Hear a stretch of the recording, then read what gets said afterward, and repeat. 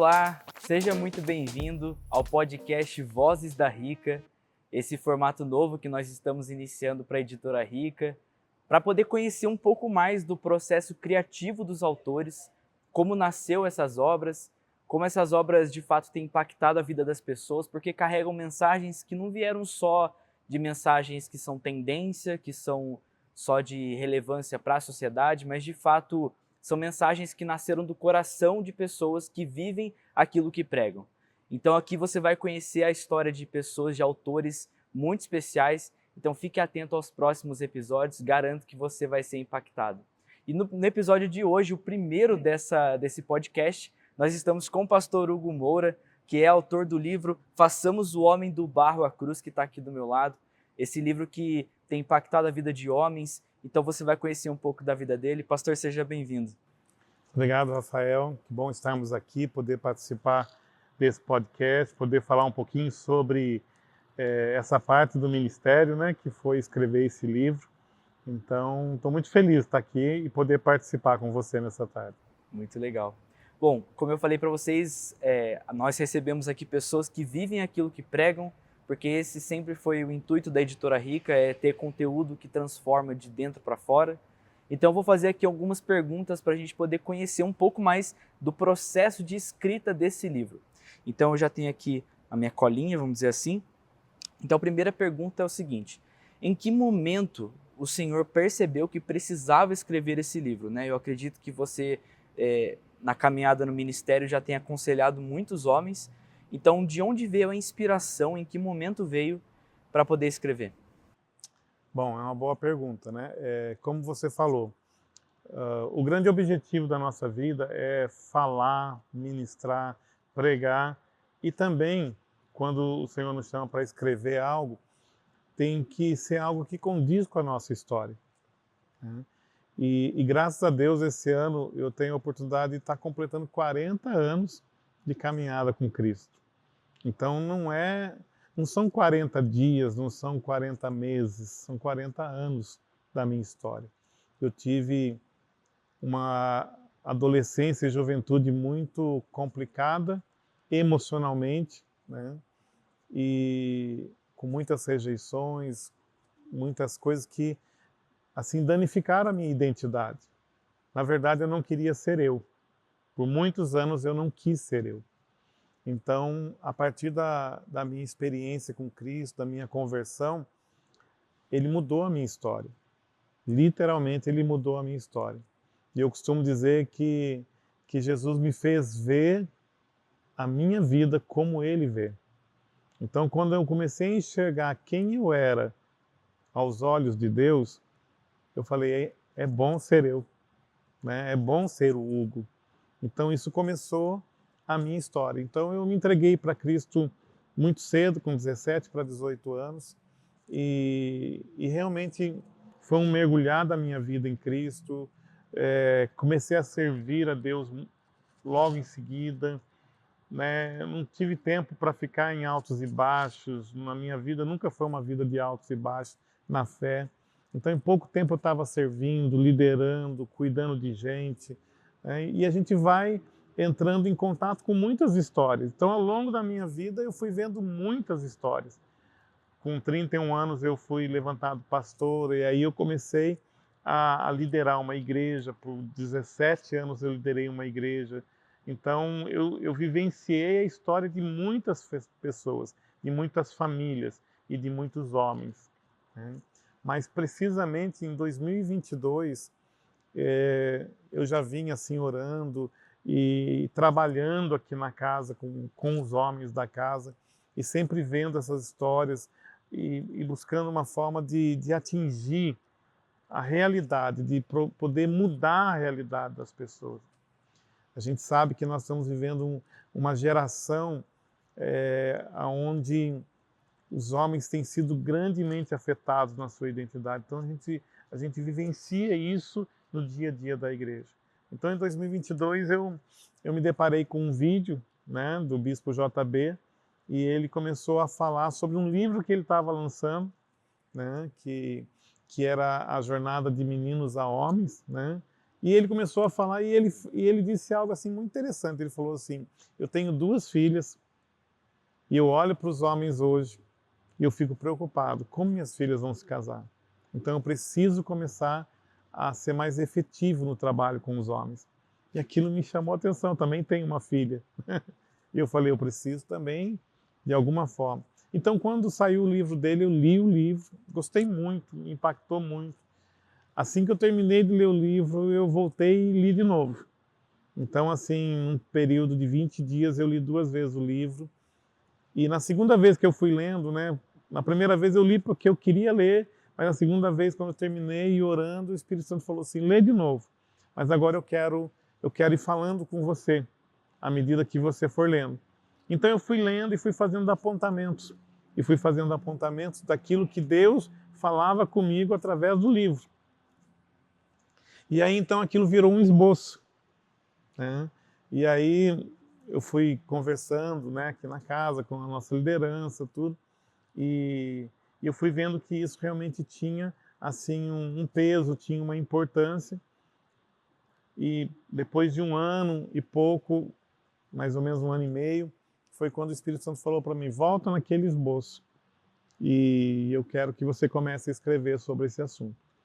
Eu nunca fui escritor, embora eu já escrevi muitas apostilas, trabalhos, preparação de trabalho, mas nunca escrevi um livro. Então eu falei, tá bom, isso é um desafio para mim, escrever um livro. E aí eu fui escrevendo. Eu tive uma orientação de um escritor que ele falou assim, não se preocupa em seguir uma linha. Vai ter dia que você vai ter inspiração para escrever as considerações finais, mas você nem sabe o que você escreveu antes. E vai ter dia que você vai ter inspiração para escrever o primeiro capítulo. Como eu já tinha o esqueleto, né, os tópicos, então tinha dia que eu sentava e eu começava a escrever sobre um determinado assunto. Aí eu saía, conversava com as pessoas, olha, escrevi sobre isso e tal, dei para algumas pessoas ir lendo à medida que eu fui escrevendo. E foi maravilhoso, porque foi um período de mais ou menos uns 6 meses. E quando chegou o final desses 6 meses, assim, quando eu olhei para aquilo que estava escrito, eu pensei assim, uau, é Deus. Por quê? Porque tinha uma coerência de cada capítulo, tinha um começo, um meio e um fim. Eu falei, é o Senhor. Com certeza foi Ele que me inspirou a escrever tudo aquilo que eu escrevi. Sim. Nossa, é legal de ver como é uma escrita de um livro, mas você permite que o Espírito Santo mesmo que guie todos os capítulos, né? Exatamente. Isso é legal de observar, porque quando a gente tem uma visão de fora, né, então você é um recém-autor, né, essa é a sua primeira publicação. E a questão que eu tinha era o seguinte, qual é a dor que você observou nos homens? Qual foi o ponto crucial que você falou, nossa, esse é o ponto que mais me gera indignação? Ok. Na verdade, existe alguns pontos, não foi um ponto só. Eu quero fazer até um parênteses aqui, porque nesse período em que eu estava escrevendo também, Deus me desafiou a estudar. E eu fui estudar, fazer um curso terapêutico. Aí fiz um segundo curso terapêutico. Né? Hoje também estou atuando como terapeuta. Né? E eu estou trabalhando só com homens na terapia. Né? Então eu vejo assim que as coisas vão assim se encaixando. Então, dentro de uma revelação, dentro de algo que Deus vem construindo na nossa vida já há um tempo, eu percebo, por exemplo, o livro mesmo, eu começo o livro falando de orfandade e eu termino o livro falando de paternidade. Então, durante esses 6 capítulos, os primeiros 4 capítulos, eu vou tratando de toda uma problemática que a gente encontra hoje na identidade do homem. Eu tenho a plena certeza de que existe uma agenda em curso para destruir a identidade do homem. Então, o que nós estamos vivendo hoje é uma realidade onde os homens perderam a sua identidade. E isso não tem a ver com masculinidade. Eu não estou dizendo aqui que os homens deixaram de ser masculinos. Não tem nada a ver com isso. Mas tem a ver com a sua hombridade, tem a ver, né, com a identidade que retrata também, que aponta, né, para aquilo que é a missão do homem.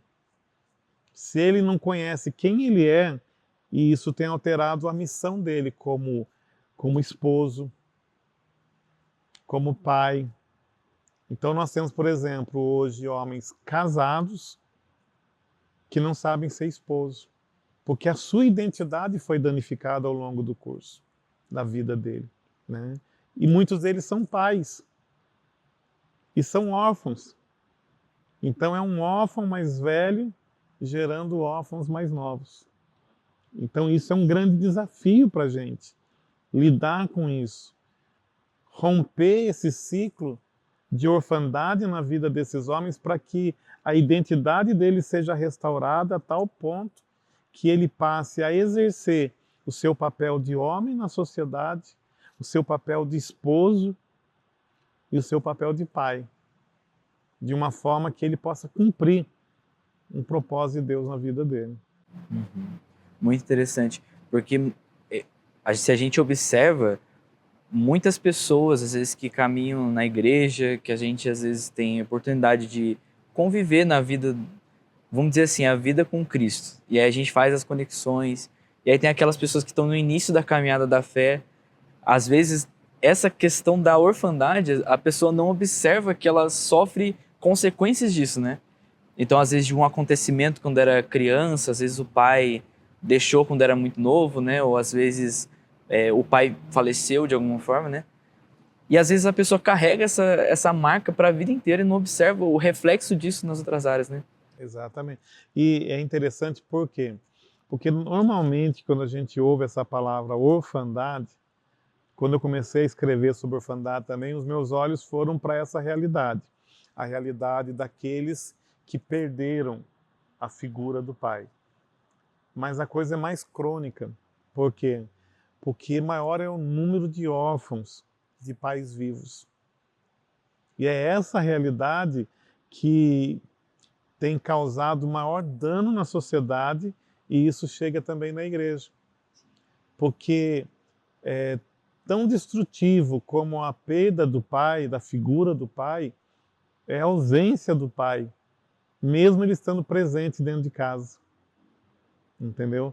Mas por quê? Porque é aquilo que eu acabei de dizer. Muitas vezes esse pai é um órfão também. Então, vou usar uma expressão, às vezes esse pai órfão, ele está disputando o videogame com o filho dele. Porque ele ainda vive uma infantilidade, só que na condição de adulto. E o filho, ele quer espelhar, porque o filho, ele busca um espelhamento na figura do pai. E aí ele não consegue esse espelhamento. E aí ele cresce com esse vazio. Nossa, isso é muito profundo se a gente observar, e de fato tem que ser muito ministrado para as pessoas, né? Porque até o apóstolo Hélio costuma dizer muito isso, né? Que se você não tem uma boa interpretação, né, de quem foi o seu pai, você não consegue saber quem é Deus. Então isso, assim, afeta a sua espiritualidade, afeta quem você é muito, né? Isso é muito profundo. É interessante também entender isso, por quê? Porque quando se destrói a imagem do homem na sociedade, e isso vai afetar primariamente a família, então você vai destruir não apenas a figura deste homem, você vai destruir as gerações a partir dele. Por quê? Porque o menino, o filho menino, ele precisa do espelhamento do pai para tornar o homem que ele precisa ser um dia. E a menina, ela precisa da figura do pai para criar nela uma mentalidade do homem a qual ela vai se entregar um dia para ser o seu esposo. Então, se essa menina cresce sem a figura desse pai, naturalmente ela vai se entregar para qualquer tipo de homem, porque não foi formado nela uma imagem de uma identidade de um homem segundo o coração de Deus. Nossa, legal isso. O homem, então você diria assim, né? O homem, ele tem um papel de estabelecer um padrão, né? Uma responsabilidade muito maior, né? A autoridade, o governo da casa está sobre o ombro do homem, né? E esse dia mesmo ministrando para os jovens aqui, depois ministrei para os homens também, e durante a mensagem ainda falei algo que saiu na hora por inspiração, depois eu falei, uau, isso é muito bom. O homem é responsável pela semente. Deus deu a semente ao homem.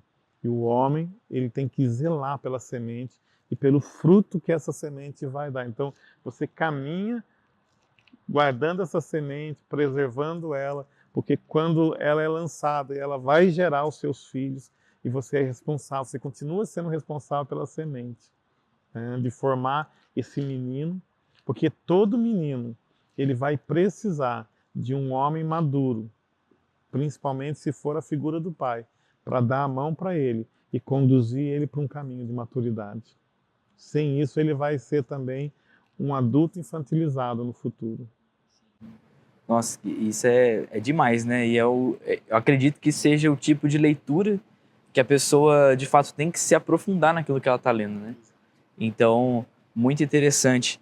E, e se você pudesse falar um pouco a respeito do capítulo que mais te marcou no livro. Tem um capítulo específico que abordou um tema, pode até ser esse tema que a gente acabou de conversar, e como de fato ele impactou a sua vida. Olha, eu não consigo ver um capítulo em si, né? Como eu falei, porque eu consigo ver uma linha de construção que foi feita, porque também não é um livro onde apenas aponta os problemas. Senão seria aquele livro que a pessoa leu, até ficou tocado e falou assim, poxa, existe isso dentro da minha vida, mas como eu resolvo isso? Então, a primeira parte a gente trabalha dessa problemática, mas a segunda parte a gente busca trazer uma solução, né? Então, existem alguns apontamentos que precisa chamar a atenção do homem, né? Inclusive, uma das questões que a gente percebe também que tem sido muito destrutivo na vida do homem é a pornografia. Então, também falo sobre a pornografia, né? E mostro dentro desse livro não apenas uma questão espiritual, mas também uma questão biológica, também uma questão, né, de uma afetação muito maior na vida do homem, né? Afeta o seu casamento, afeta a sua saúde, afeta, né? E como isso começa, muitas vezes o homem, né? Eu me lembro que um dia eu acabei de escrever isso e para mim tinha findado o assunto, eu já estava satisfeito. E eu saí e eu dei carona pro meu filho, né, pro Rafael, e estava indo embora para casa. E eu estava falando para ele, empolgado, nossa, escrevi sobre isso e fechei o assunto, né? E de repente eu falei para ele assim, tudo começa, né? Porque a Bíblia fala que digno entre todos é o leito sem mácula. E eu falei para ele assim, e só que esse leito sem mácula não é o leito físico apenas, começa no leito da mente. Nossa, quando eu falei aquilo, eu falei, uau, vou escrever sobre isso, né? O leito sem mácula da mente, entendeu? E aí eu escrevi sobre isso, achei muito interessante, porque de fato, muitas pessoas elas pensam assim, eu não pratiquei, eu não executei fisicamente um ato, eu não traí a minha esposa. Não. A traição já aconteceu, porque você já maculou o leito da sua mente, entendeu?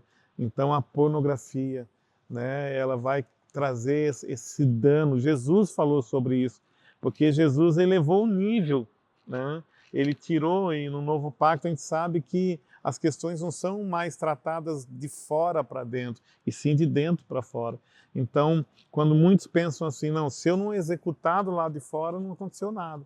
Mas Jesus falou, se na tua mente você desejar uma outra mulher, você já adulterou com ela.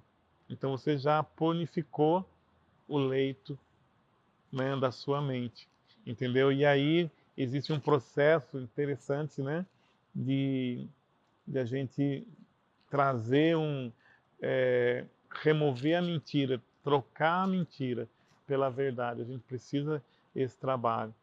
E uma outra coisa também que eu achei assim que eu gostei muito no livro foi trazer os exemplos bíblicos. Existem, por exemplo, dentro da orfandade, existem tipos na Bíblia que são fantásticos assim para nos dar entendimento. Não fantásticos no sentido assim de que manifestaram algo glorioso, mas assim que já existia. A gente tem o caso de Jefté, que destruiu a sua geração por causa da sua orfandade, né? Porque ele queria um reconhecimento. E aí ele fez um voto tolo que ele, né, se ele fosse reconhecido e se ele vencesse uma batalha, a primeira pessoa que saísse da casa dele quando ele chegasse, ele ofereceria o Senhor, quando o Senhor nunca pediu um sacrifício humano. E aí foi a filhinha dele que saiu e ele ofereceu a filha dele em sacrifício, né? Ele destruiu a geração futura por causa de uma recompensa pessoal, né? E isso fala de orfandade. Nós temos o caso de Ezequias, que foi um rei tremendo, fez coisas maravilhosas, mas um dia ele fez algo errado e o Senhor mandou um profeta, o profeta Isaías, trazer para ele uma correção e disse que ele morreria, né, que ele deveria colocar a casa dele em ordem, que ele morreria. Ele vira para a parede, ele chora e quando o profeta está saindo, Deus manda voltar, fala, diga para ele que eu vou dar mais 15 anos para ele. E naqueles 15 anos são terríveis na vida dele. Ele faz algo terrível, Deus manda uma correção novamente através do profeta para ele e fala, olha, vai acontecer isso, isso daqui a um tempo em Israel e os seus filhos vão ser levados como escravos e vão se tornar eunucos em terra estranha. E ele fala assim, tá bom, não vai ser nos meus dias, eu não vou padecer nada, não estou nem aí com meus filhos, vai ser nos dias deles, tudo bem, contanto que não seja nos meus dias. Então a gente vê um retrato assim muito parecido com aquilo que a gente vê hoje, né? Onde muitos pais hoje eles não estão preocupados com a sua descendência, com as suas gerações, e Deus é geracional, né? Então é algo que a gente retrata também no livro. Tratei também do efeito Nabal, que chamei de efeito Nabal, né?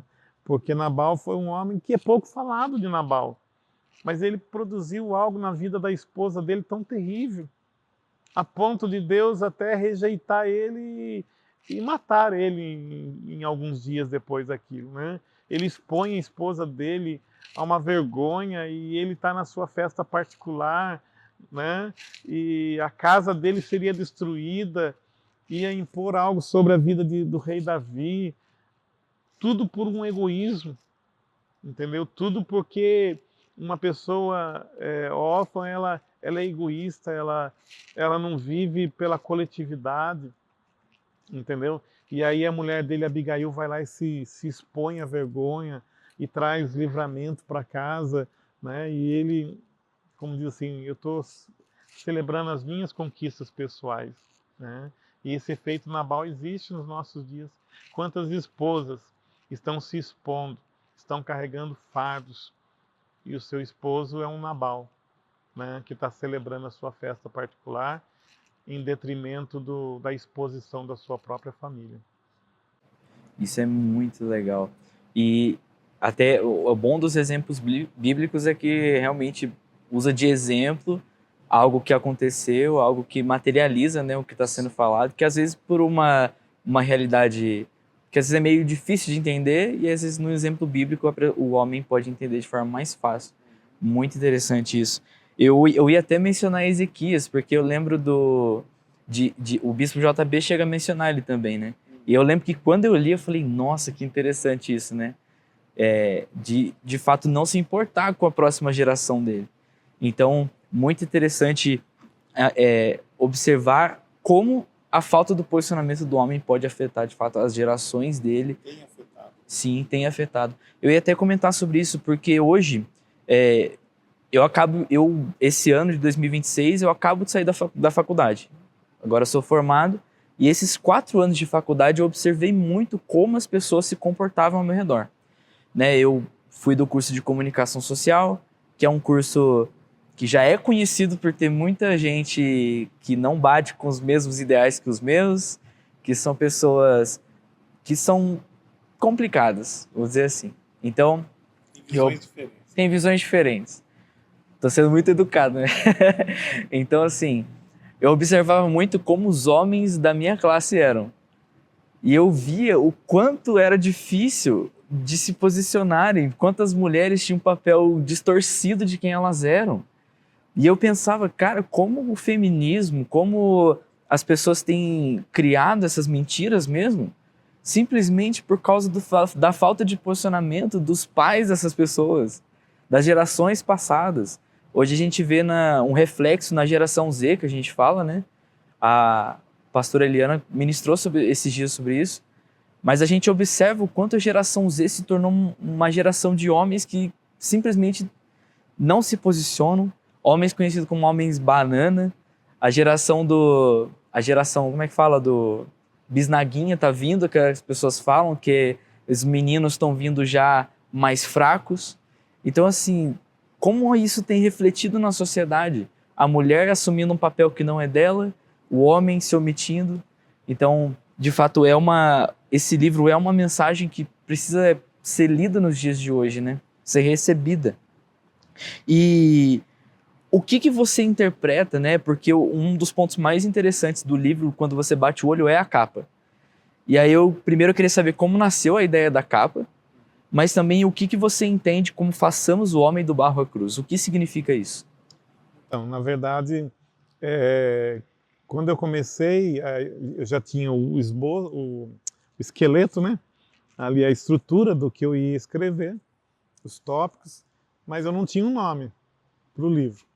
E eu fui orando e fui pensando algumas coisas dentro do que eu observava daquilo que ia ser uma construção, né?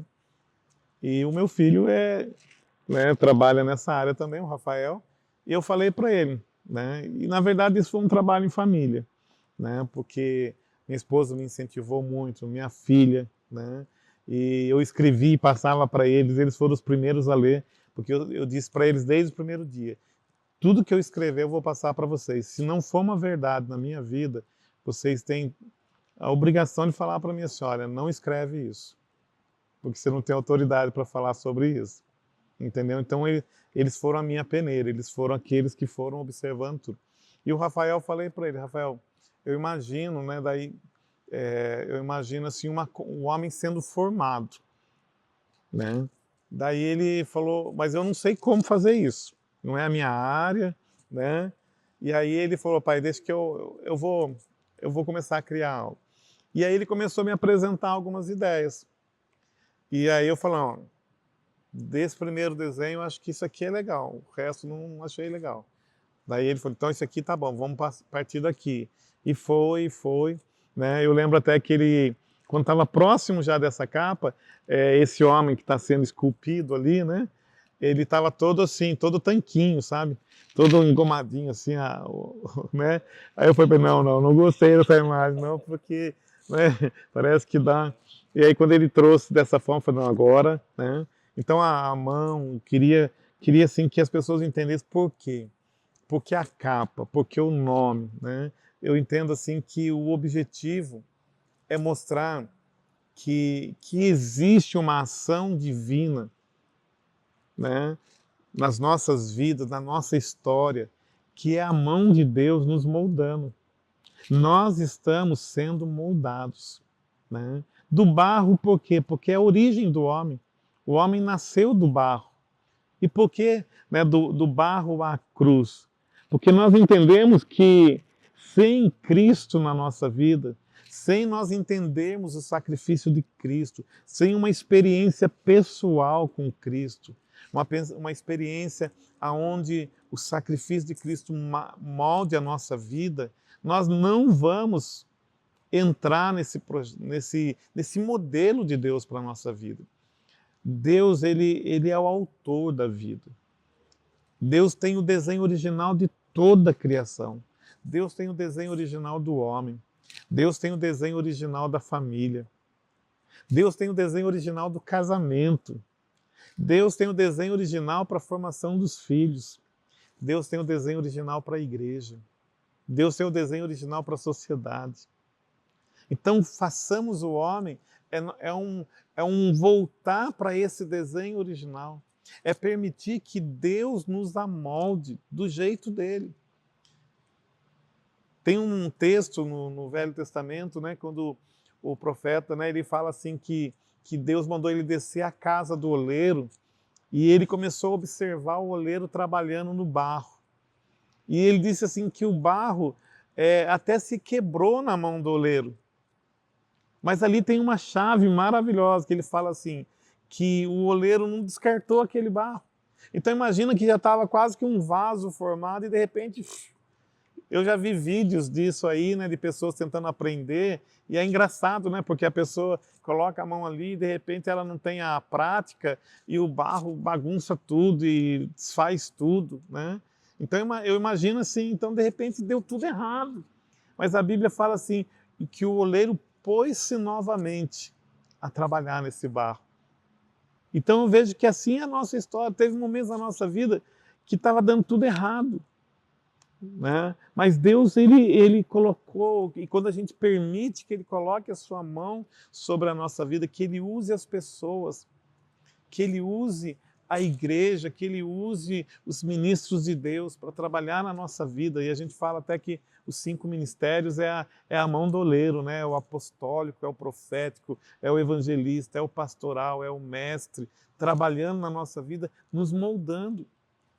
Então Deus tem também levantado uma geração de homens e mulheres que são instrumentos de Deus para fazer essa moldagem. Isso não acontece da noite para o dia, isso não é uma vara de condão, isso é uma formação. Então façamos o homem, é nos permitir a entrar nesse processo de ser formado de novo. É de falar, Deus, deu tudo errado. Deus, a minha história está errada. Eu não tinha a estrutura que a gente vive hoje como igreja, e que em muitos lugares isso é essa realidade, mas eu precisei entender que a minha vida estava errada. Se eu seguisse naquele segmento que eu estava, talvez eu não estivesse vivo hoje. Talvez eu estava contando uma história de derrotas. Então foi preciso eu permitir que Deus pegasse a minha vida como um vaso que se quebrou e falar, eu vou amoldando. E ao longo desses 40 anos, quantas vezes Deus não encontrou uma deformidade em mim e Ele falou, Hugo, eu preciso trabalhar nessa área da sua vida. Eu preciso te aperfeiçoar nessa área. Eu vou dar uma apertadinha aqui. Eu vou dar uma moldada diferente aqui na sua vida. Entendeu?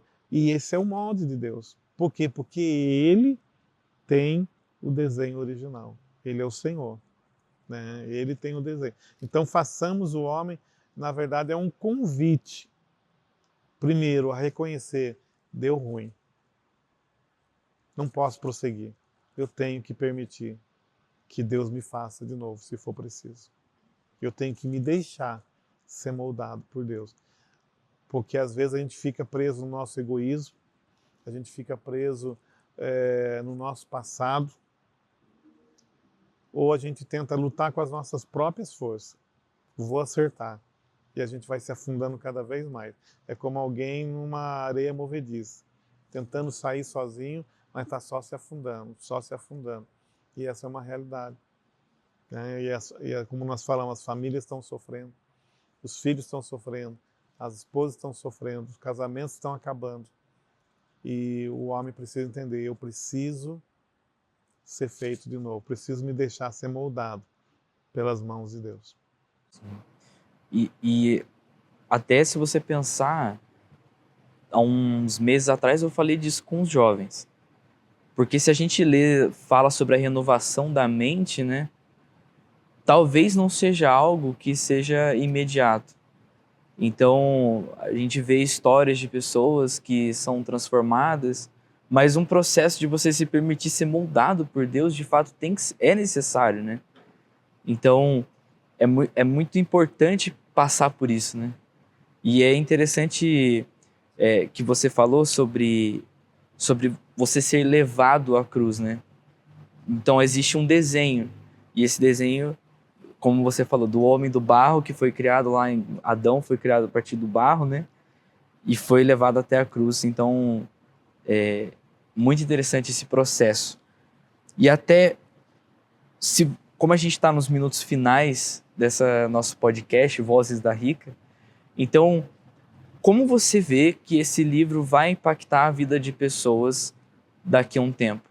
Se você pudesse definir qual é o que você espera que as pessoas recebam desse livro, o que você diria? Bom, primeiro eu espero que as pessoas elas possam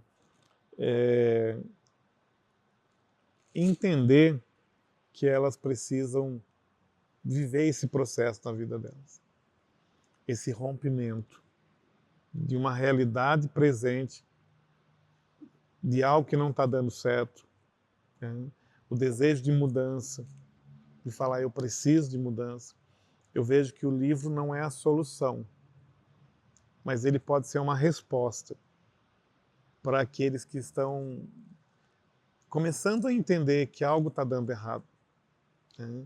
Eu tenho visto, por exemplo, algumas pessoas aqui mesmo na casa e algumas pessoas de fora que já leram o livro, né?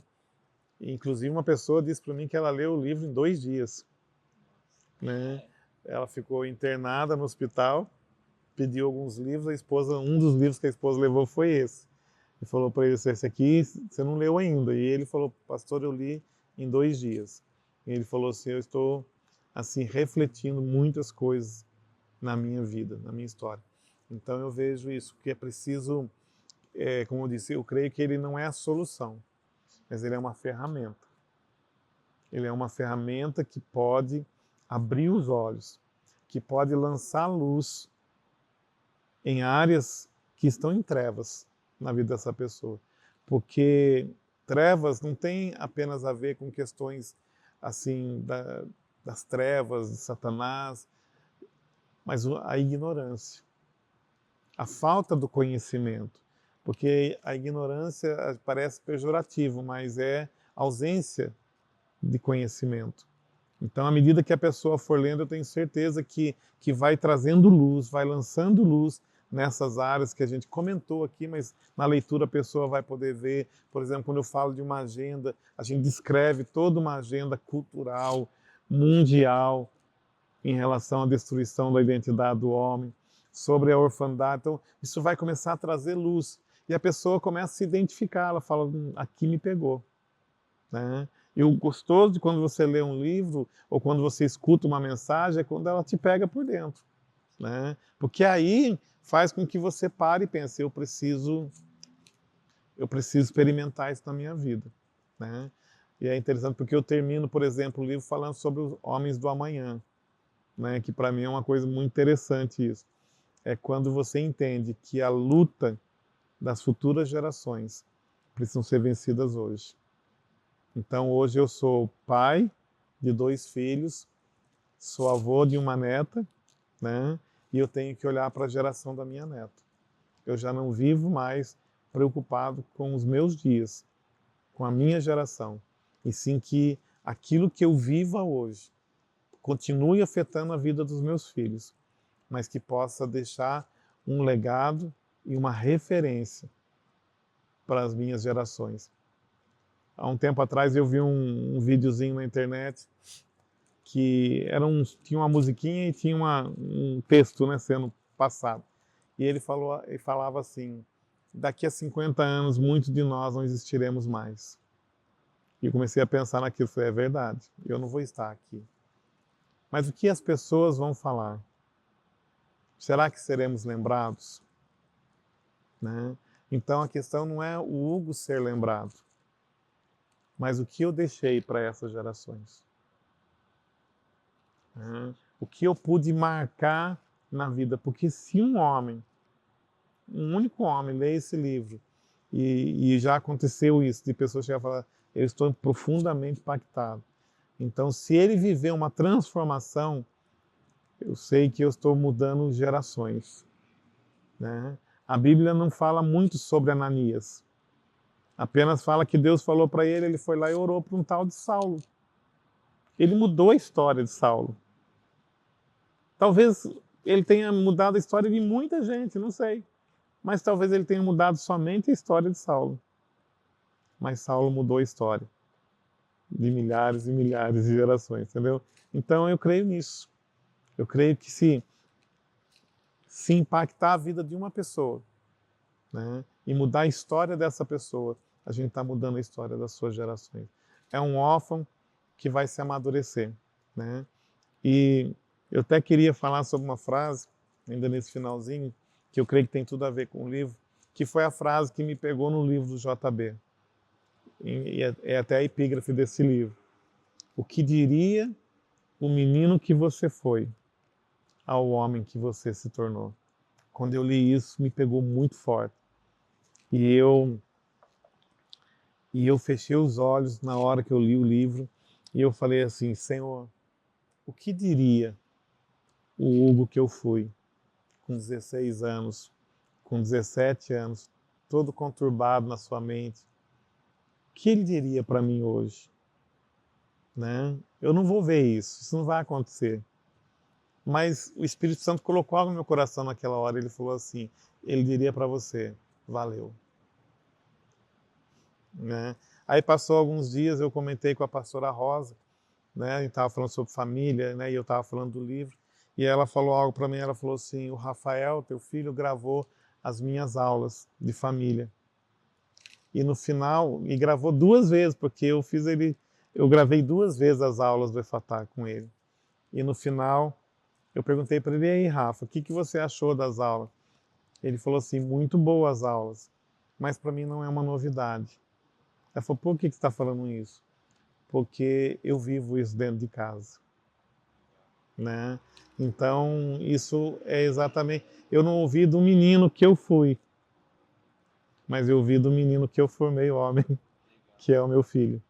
Né? Hoje com 28 anos, né? Com uma filhinha de 1 ano, 2 meses. Então, isso é gratificante. Então, eu sei que existe uma receita, existe um desenho original. E eu pretendo trabalhar muito ainda, tenho trabalhado e pretendo trabalhar muito ainda, não apenas por causa do livro, mas por causa dessa mensagem, de transformar a vida de homens, né? De mudar a história, a realidade de homens.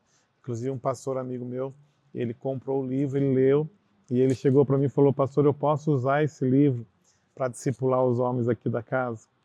Eu falei, pode, claro que pode. Aí ele comprou o livro e hoje ele faz o discipulado com todos os homens da igreja dele lá, em cima desse livro. Então eu creio que é dessa forma. É um trabalho formiguinha, mas vai chegando. Já está causando impacto. Muito legal. E é isso, está construindo um legado, né? E eu acho interessante, né, eu sempre vejo o pastor Hugo ministrando e eu acho isso legal na sua vida, né? Você já vê muitos dos frutos da sua vida ao seu redor. Então, por exemplo, você tem um filho que atua muito aqui na igreja, também tem a Zoe, que é a pequenininha, a Letícia, que também é uma pessoa muito ativa aqui na igreja. É uma família muito abençoada. Então, você tem a Priscila, que também é... Então, são pessoas que atuam todas no ministério, isso é muito interessante. E é algo que eu almejo viver um dia. Chegar um dia no meu futuro e observar que, dessa mesma forma que eu falei, nossa, eu cheguei nesse lugar. Então, você que está me assistindo, que você também possa sonhar com isso, desejar isso para a sua vida. E a partir dessa ferramenta que é esse livro, Façamos o Homem do Barro à Cruz, você, homem que estiver me assistindo, que você possa tomar dessa ferramenta, desfrutar dela, meditar nela para que você seja levado a esse lugar de ser modelado por Deus, de ser formado a partir das mãos daquele que nos conhece desde antes da fundação do mundo. Então, posso fazer uma última observação? Pode.